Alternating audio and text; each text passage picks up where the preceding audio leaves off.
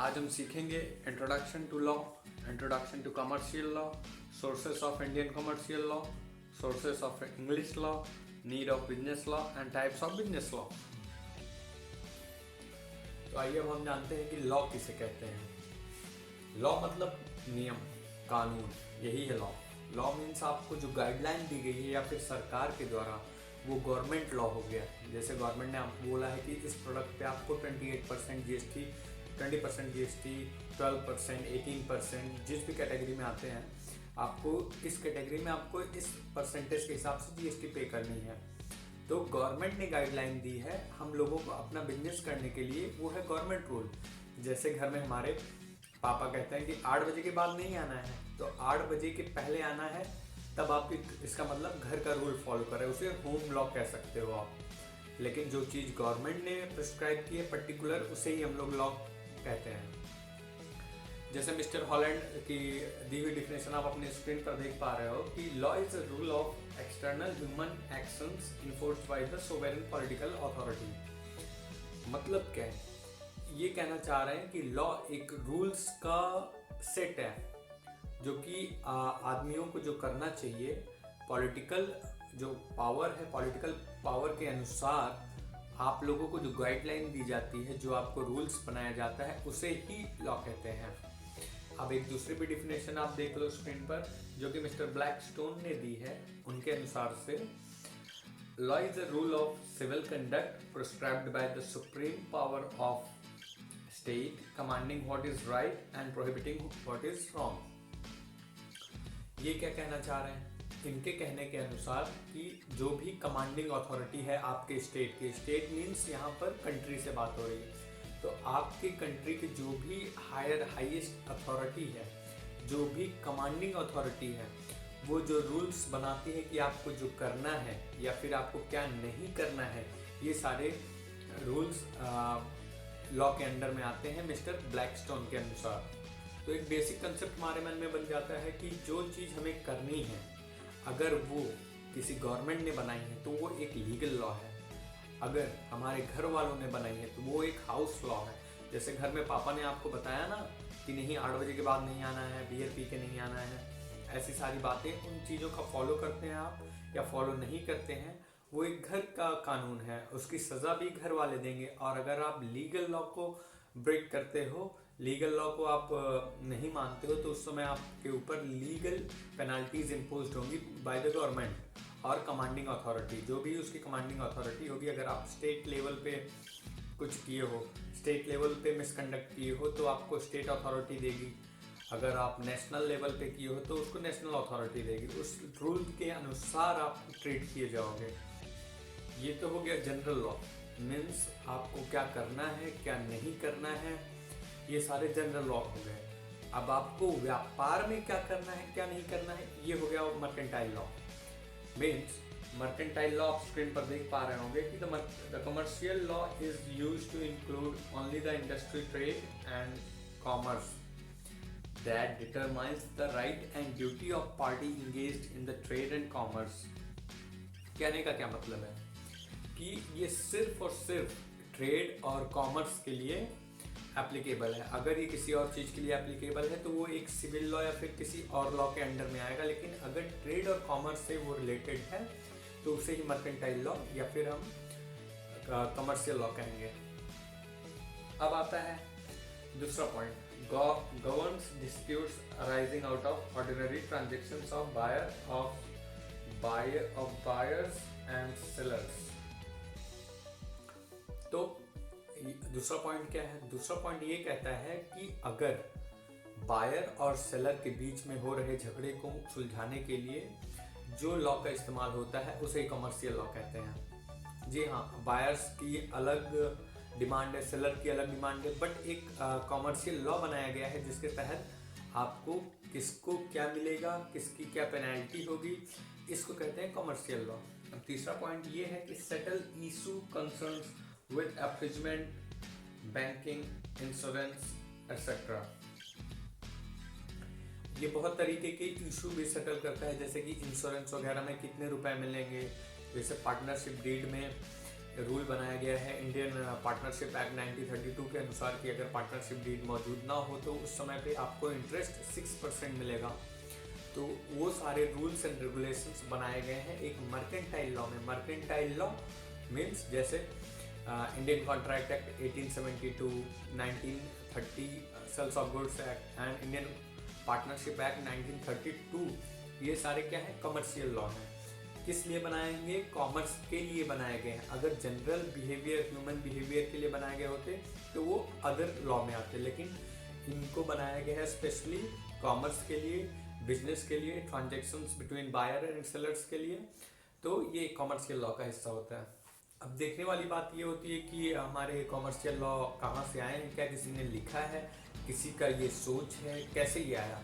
तो मैं आपको बताना चाहूँ कि अपना commercial law, Indian commercial law 3 जगहों से लिया गया है।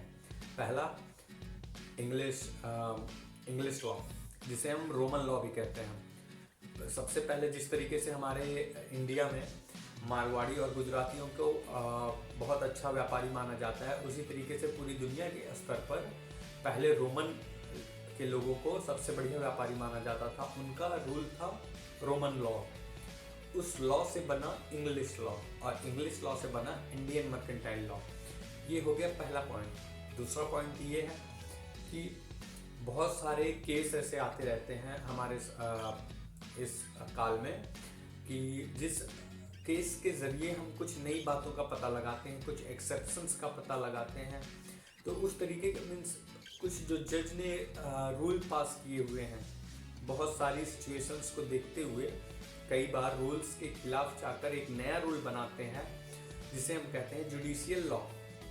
मीन्स जुडिशरी ने उसको बनाया हुआ है, कोर्ट ने उसे बहुत सारी चीज़ों पे, बहुत सारे ग्राउंड्स पे जांचा परखा और एक एक्सेप्शन बनाया हुआ है, तो उसे कहते हैं judicial law.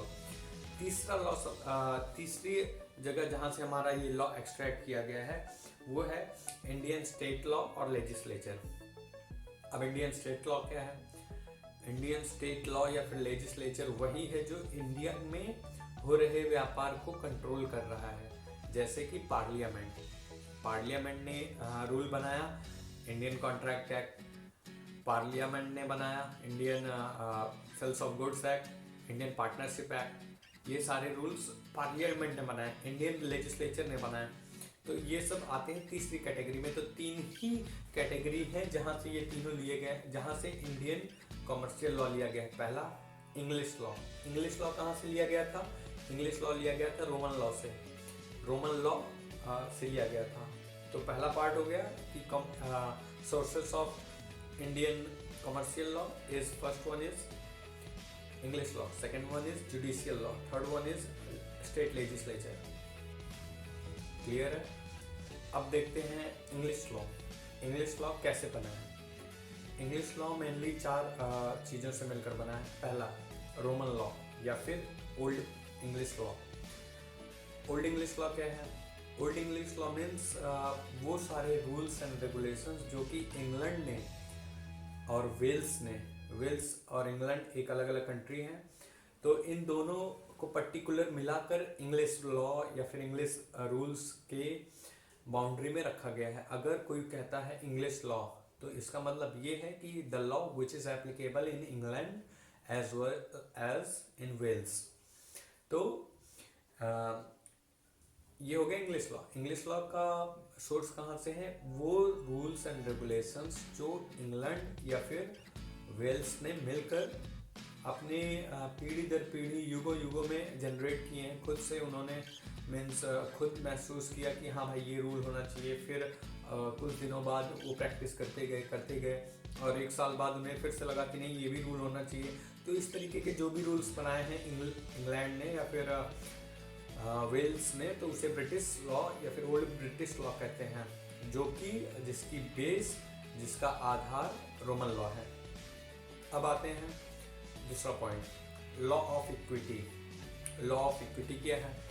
Law of equity वो है कि कई बार ऐसा होता है कि जैसे मैंने तुमसे कुछ सामान खरीदा और मैंने तुम्हें कुछ पेमेंट किया और तुमसे मैंने बोला था कि मेरा आके घर साफ कर देना। मीन्स ये मैंने किसी सफाई वाली कंपनी से मैंने ये बात की थी।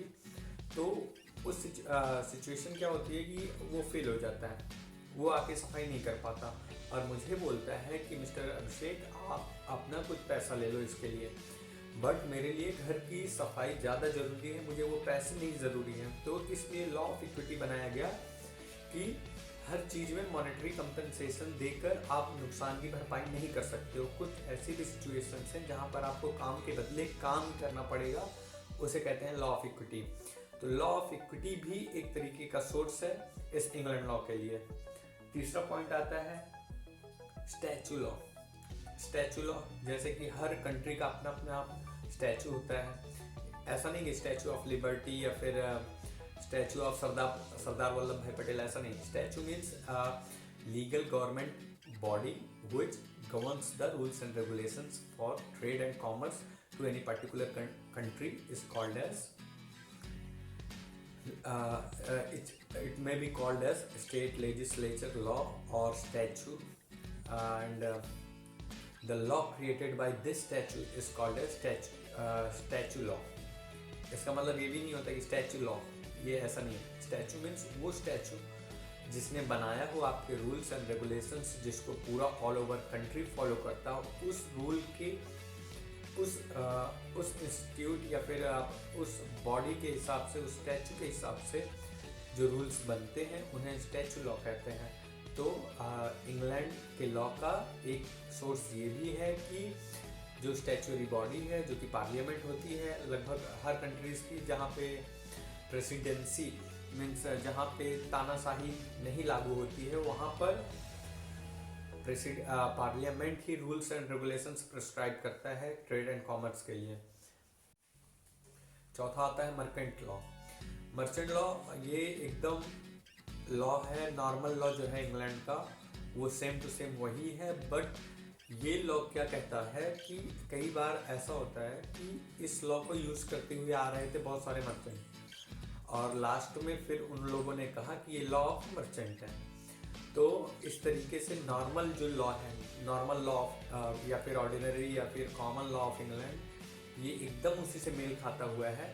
ये भी पीढ़ी दर पीढ़ी सोच सोच कर बनाया हुआ, प्रैक्टिस करते हुए जो मुसीबतें हैं, उस मुसीबतों को हटाने के लिए फिर से जो रूल बनाया गया। लेकिन इस रूल्स का इस्तेमाल व्यापारी लोग आपस में ज़्यादा करते थे, तो इसलिए इसको नाम दिया गया मर्केंट लॉ। नॉर्मल लॉ भी यही है, मर्केंट लॉ भी यही है, लेकिन बस डिफरेंस इतना ही बताया गया है आपकी बुक में कि जो लॉ मर्केंट यूज़ कर रहे हैं, अगर वो law same common law England का, तो वो मर्केंट लॉ है। अगर मर्केंट नहीं यूज़ कर रहे हैं तो वो नॉर्मल लॉ है। तो ये हो गया सोर्सेस ऑफ इंग्लिश लॉ। अब आगे बढ़ते हैं। आपने जाना नॉर्मल लॉ किसे कहते हैं, कॉमर्शियल लॉ किसे कहते हैं, अपने इंडियन कॉमर्शियल लॉ का सोर्स क्या है। अपने कॉमर्शियल लॉ का सोर्स एक सोर्स इंग्लैंड लॉ है, और इंग्लैंड लॉ का भी सोर्स क्या है ये भी हमने जाना।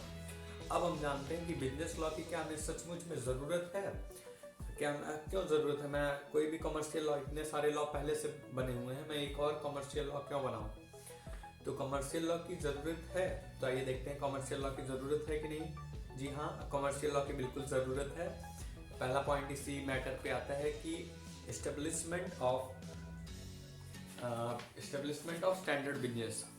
एस्टेब्लिशमेंट ऑफ स्टैंडर्ड बिजनेस क्या है, इसका मतलब ये है कि अगर आप मान लो किसी भी अननोन आदमी के साथ व्यापार करने जा रहे हो, आपको मालूम है कि अगर हम लोगों कुछ भी आपके बीच में दिक्कत आती है, तो एक लॉ बनाया गया है। जैसे आप पार्टनरशिप करने जा रहे हो तो उसके लिए पार्टनरशिप लॉ बनाया गया है 1932 इंडियन पार्टनरशिप एक्ट, कि आपको ये रूल्स, ये रेगुलेशंस फॉलो करने होंगे, आपको ये क्राइटेरिया फॉलो करनी होगी। आप सेल्स ऑफ गुड्स में मीन्स आप किसी के साथ सामान बेच रहे हो तो सेल्स ऑफ गुड्स एक्ट 1930 का आपको इस्तेमाल करना होगा। मीन्स उस रूल्स एंड रेगुलेशंस के मुताबिक ही आपको सेल करनी है। और आप मान लो किसी आदमी के साथ जा रहे हो बिजनेस करने के लिए, तो किस रूल्स से आप फॉलो करोगे। हो सकता है वो बोले कि नहीं मैं इस रूल से सामान बेचूंगा, आप बोलोगे नहीं मैं इस रूल से सामान नहीं खरीदूंगा। तो उसके लिए गवर्नमेंट ने एक जनरली एक्सेप्टेड प्रिंसिपल बनाया हुआ है, जो कि है आपका 1932 Indian partnership act, sales of goods act. इस टाइप के जो भी रूल्स हैं जो कि प्रिस्क्राइब बॉडी ने बनाए हैं, स्टैचू ने बनाए हैं, वो सारे रूल्स एंड रेगुलेशंस, ताकि आप कहीं भी आपके साथ कोई गलत व्यवहार ना हो, गलत बिजनेस ना हो। इसलिए ये आपका एस्टेब्लिशमेंट ऑफ स्टैंडर्ड बिजनेस। और अब दूसरा पॉइंट आता है uniformity in business. This law helps us to bring uniformity in business because of its acceptable feature by all. हाँ, ये बिजनेस में यूनिफॉर्मिटी लाता ही लाता है, क्योंकि ये वो रूल्स एंड रेगुलेशंस हैं जो कि सब मानते हैं। ऐसा नहीं होगा आपको मार्केट में जाने पर, ऐसा कई बार मिलते हैं, लेकिन जनरली यही होगा कि आप मार्केट में जाओगे, आप मार्केट में जो रूल जनरली गवर्नमेंट ने बनाए हुए उसे सब फॉलो करते हैं। जैसे जीएसटी सबको भरना है, जिसका भी ट्रांजैक्शन 20 या 10 लाख से ऊपर है, इस तरीके से जनरली एक्सेप्टेड होते हैं। सभी के यूनिफॉर्मिटी लाते हैं, क्योंकि सबको बताया गया आपको इस तरीके से रूल करना है, इस तरीके से बिजनेस करना है, इस रूल के हिसाब से बिजनेस करना है। बगल वाले को भी बताया गया कि भाई तुमको भी इसी हिसाब से बिजनेस करना है। तो बिजनेस करने में यूनिफॉर्मिटी हो रही है पूरे मार्केट में। ये हो गया आपका दूसरा पॉइंट कि आपको ज़रूरत क्यों है कमर्शियल लॉ की। तीसरा पॉइंट ये है रिजॉल्विंग डिस्प्यूट्स। हाँ, कई बार ऐसा होता है कि बायर और सेलर या फिर किसी भी ट्रेड पर्सन के बीच में कुछ डिस्प्यूट्स हो जाते हैं, तो उस डिस्प्यूट्स को सॉल्व करने के लिए हमें कमर्शियल लॉ की हेल्प लेनी पड़ती है, क्योंकि उस लॉ में ये लिखा गया है कि अगर आप ये फॉल्ट करते हो तो आपको ये रेमेडी देनी पड़ेगी, अगर आप ऐसी गलतियां करते हो तो आपको ये पेनाल्टीज देनी पड़ेंगी। तो यहाँ पर कमर्शियल लॉ का बहुत बड़ा इस्तेमाल है, बहुत ज़्यादा ज़रूरत है कमर्शियल लॉ की रिजॉल्विंग इन डिस्प्यूट्स। अब चौथा पॉइंट ये उभर कर आता है कि प्रोटेक्टिंग लिबर्टी एंड राइट्स। आप बोलोगे सर कि लिबर्टी एंड राइट्स में किस तरीके से ये उभर कर आता है। मैं ये बताऊं कि कई सारे ऐसे रूल्स एंड रेगुलेशंस हैं जो आपके कॉन्स्टिट्यूशन को चैलेंज कर देते हैं कई बार। तो उन चीज़ों को चैलेंज ना हो, आपके जो बेसिक राइट्स हैं कॉन्स्टिट्यूशन ने दिए हैं आपको, भारत के संविधान ने जो आपको रूल्स दिए हुए हैं, राइट्स दिए हुए हैं, वो राइट्स कहीं ख़राब ना हो जाए। जिस तरीके की राइट टू इक्वालिटी है कि आप सभी को किसी में भेदभाव नहीं किया जाएगा, तो इस तरीके का बिजनेस में बहुत सारा रूल्स बनाया गया है। रूल्स ताकि आपका बिजनेस में यूनिफॉर्मिटी बनी रहे, बिजनेस आपका स्टैंडर्ड रहे, बिजनेस में जो भी दिक्कतें हैं, परेशानियां हैं, डिस्प्यूट्स हो, वो सारे सॉल्व हो जाएं। और चौथा पॉइंट ये आता है कि प्रोटेक्टिंग लिबर्टी एंड राइट्स। आपके जो भी संवैधानिक नियम आपको सरकार ने दिए हुए हैं, आपको उसका उल्लंघन नहीं होना चाहिए। इसलिए आपको ज़रूरत है कमर्शियल लॉ की। तो कमर्शियल लॉ की ज़रूरत हमारे मार्केट में बहुत ही ज़्यादा है। इसे हम जितना चाहो एग्ज़ाम में आप बढ़ा के लिख सकते हो। 4 पॉइंट नॉर्मली हैं बेसिक, आप जितने चाहो उतने पॉइंट्स लिख सकते हो, लेकिन स्टार्टिंग के 4 पॉइंट्स यही रखना। और उसके आप अंदर में बीच में डिपेंड करता है, जैसे कि अगर 2 मार्क्स का क्वेश्चन है तो सिर्फ हेडिंग डाल के छोड़नी है। और अगर आपको सपोज 4 मार्क्स या फिर 6 मार्क्स ऐसा क्वेश्चन आता है, वेस्ट बंगाल बोर्ड में ये नहीं आएगा 6 मार्क्स के लिए। वेस्ट बंगाल बोर्ड में सिर्फ टोटल 5 मार्क्स के लिए आएगा, 1 मार्क्स का ऑब्जेक्टिव रहेगा, 4 मार्क्स का सवाल रहेगा। तो ऐसे केस में आप 2 लाइन हेडिंग डाल के लिख देना कि क्यों ज़रूरत है। पहला पॉइंट आपको मैंने बताया कि स्टैंडर्ड बिजनेस का स्टैंडर्ड मेंटेन करने के लिए। दूसरा पॉइंट है रिजॉल्विंग डिस्प्यूट्स। तीसरा पॉइंट है यूनिफॉर्मिटी इन बिजनेस। चौथा पॉइंट है प्रोटेक्टिंग लिबर्टी एंड राइट्स। तो आप ये 4 पॉइंट तो मिनिमम आपको लिखना ही लिखना है, और आप चाहो तो इससे ज़्यादा पॉइंट्स लिख सकते हो। इम्परेटिव लॉ मतलब होता है जनरल लॉ। जनरल लॉ जो कि आपकी कंट्री ने आपके ऊपर इम्पोज किए हुए हैं। यहाँ पर आप स्क्रीन पर देखोगे तो आपको दिखेगा state, general rules imposed by state, और वहाँ पर स्टेट का मतलब है कंट्री। तो अगर कोई भी स्टेट या फिर कोई भी कंट्री आपको कहता है कि आपको ये रूल फॉलो करना है, वही हो गया इम्परेटिव या फिर नॉर्मल लॉ। दूसरा लॉ होता है आपका फिजिकल लॉ। फिजिकल लॉ क्या कहते हैं? फिजिकल लॉ वही लॉ होता है जो कि फिजिक्स में, हाँ जी बिल्कुल, वही फिजिक्स वाले लॉ ही को ही फिजिकल लॉ कहते हैं। इसे जनरली आप साइंटिफिक लॉ भी कहते हैं। अगर आपसे कोई बोलता है कि what are the scientific law, the law which is used in science subject is called a scientific law, just like law of gravity, law of motion, inertia। इस तरीके के जो भी लॉज हैं जो साइंटिफिकली प्रूव्ड हैं, उनको हम कहते हैं फिजिकल लॉ। तीसरा लॉ क्या होता है? तीसरा लॉ आता है कन्वेंशनल लॉ। अब कन्वेंशनल लॉ क्या होता है? कन्वेंशनल लॉ वो होता है कि जब कोई, जैसे मान लो मैं कहीं पे काम करने जा रहा हूँ और वहाँ पर या फिर कन्वेंशनल लॉ मतलब कई लोगों की म्यूचुअल एग्रीमेंट होता है। जैसे कि अब कोई स्पोर्ट्स, मान लो मैं किसी स्पोर्ट्स क्लब में जा रहा हूँ, किसी क्रिकेट क्लब में जा रहा हूँ, वहाँ पे रूल बनाया गया है कि जो भी इसमें दाखिल होगा वो 5 रुपये का कूपन कटाएगा, चाय लेकर आएगा, और जो रोज आ रहा है वो एक दिन झाड़ू भी लगाएगा। तो इस तरीके का mutual contract orally verbally with gestures ये होता है यहाँ पर। तो इस टाइप के लॉ को कहते हैं कन्वेंशनल लॉ। अब आता है आपका कस्टमरी लॉ। कस्टमरी लॉ मतलब वो लॉ जो कि हमारे कस्टम, मतलब कस्टमरी से आप कस्टम वर्ड का एक्सट्रैक्ट करोगे तो प्रथा, जो प्रथा चलते आ रही है उस प्रथा में धीरे धीरे बदलाव भी हुए हैं। जो पहले से ह्यूमन बिहेवियर्स के जो पहले से चलता चला आ रहा है उसको कहते हैं कस्टमरी लॉ। मीन्स, फिर से मैं आपको बता रहा हूँ, कस्टमरी लॉ मीन्स वो लॉ जो कि लोगों के ह्यूमन एक्शन बिहेवियर को ऑब्जर्व करके बनाया गया है, जो धीरे धीरे पीढ़ी दर पीढ़ी बनता आया है और समय समय पे उस पर चेंजेस हुए हैं, उनको कहते हैं हम कस्टमरी लॉ। और अगला आता है एक तरीके का लॉ जिसे कहते हैं कॉन्स्टिट्यूशनल लॉ। कॉन्स्टिट्यूशनल लॉ वो होता है किसी भी कंट्री की सबसे हायर अथॉरिटी लॉ बनाने के मामले में होती है पार्लियामेंट। अगर वो डेमोक्रेसी है, वो कंट्री डेमोक्रेटिक कंट्री है, तो पार्लियामेंट ही रूल वगैरह बनाएगा। वही सबसे ज़्यादा बड़ा, सबसे हायर अथॉरिटी होता है कॉन्स्टिट्यूशनल। इसमें नॉर्मली कॉन्स्टिट्यूशनल राइट्स आपको दिए जाते हैं, जिसमें एक आदमी को क्या करना है, किस तरीके के रूल्स मिलेंगे, कैसे जिएगा, कैसे रहेगा, इस तरीके के जो बेसिक रूल्स दिए जाते हैं नॉर्मल सिटीजन को, उसे ही कहते हैं उस कंट्री का कॉन्स्टिट्यूशनल लॉ। अब आता है एक तरीके का लॉ है इंटरनेशनल लॉ।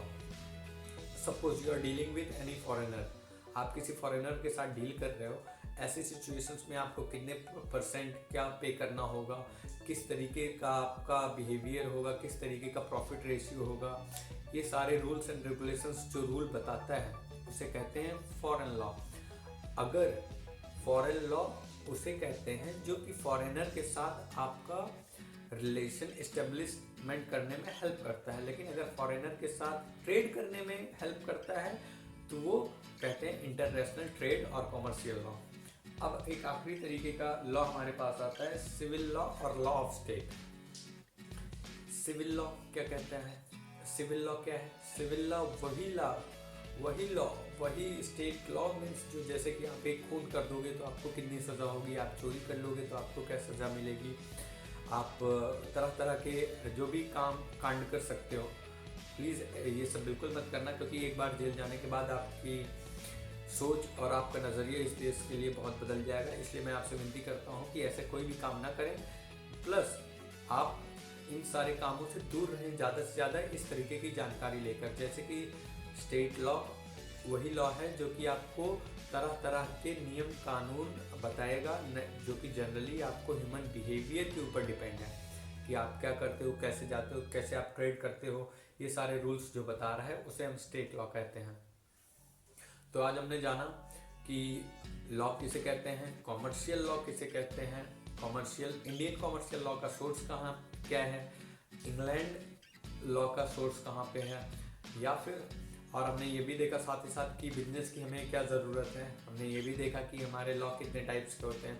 तो ये चैप्टर से हमारे 5 मार्क्स के लिए West Bengal council of higher secondary education में आने वाला है, और central board of secondary education में ये सिर्फ 6 मार्क्स के लिए आने वाला है 2017 जनवरी के सिलेबस के हिसाब से। और भी बहुत सारे बोर्ड्स हैं। ये इंट्रोडक्शन पहला चैप्टर है, इसमें से बेसिकली 1 मार्क्स के लिए एक ऑब्जेक्टिव आएगा और एक डिस्क्रिप्टिव आएगा, शॉर्ट आंसर टाइप 4 मार्क्स के लिए, या फिर 5-6 मार्क्स के लिए आ सकता है, लेकिन क्वेश्चन आंसर्स यहीं से आएंगे। इस वीडियो लेक्चर को आप पढ़ लो इसी वीडियो लेक्चर को आप देख लो, आपको और कहीं पढ़ने की ज़रूरत नहीं पड़ेगी, आप सारे आंसर्स मुँह ज़बानी बता पाओगे। बस आपको ज़रूरत है इंग्लिश प्रैक्टिस करने की, ताकि आप जो चीज़ समझ चुके हो इसी को कैसे आप लिख सकते हो। मान लो 2 मार्क्स का क्वेश्चन आ जाता है जो कि आपको जिसमें लिखने की ज़्यादा ज़रूरत है, कोई 6 मार्क्स का क्वेश्चन आ जाता है लेकिन उसके 2 ही पॉइंट है, तो आपको कैसे उसको बड़ा करके लिखना है अपनी भाषा में। कोई ज़रूरी नहीं है कि आप किताबी भाषा इस्तेमाल करो, क्योंकि किताबी भाषा इस्तेमाल करने पर टीचर के मन में पहला डाउट ये जाता है कि कहीं इसने तो चीटिंग तो नहीं की, नकल तो नहीं की, क्योंकि हायर सेकेंडरी लेवल पे अक्सर चीटिंग्स होती हैं। तो आपको इन सब चीज़ों से दूर रहना है, ना ही चीटिंग करनी है, आपको सब अपने मन से लिखना है, कोई बुकिश लैंग्वेज आपको इस्तेमाल नहीं करनी है, कोई भी आपका क्वेश्चन या आंसर आपको गलत नहीं कर सकता है। शुरू से अंत तक इस वीडियो को देखने के लिए आपका बहुत बहुत धन्यवाद। आपका आने वाला समय बहुत ही उज्जवल हो, और अगर आपको ये वीडियो पसंद आया हो तो प्लीज़ इसे लाइक करें, शेयर करें, सब्सक्राइब करना ना भूलें। Have a great day, bye bye.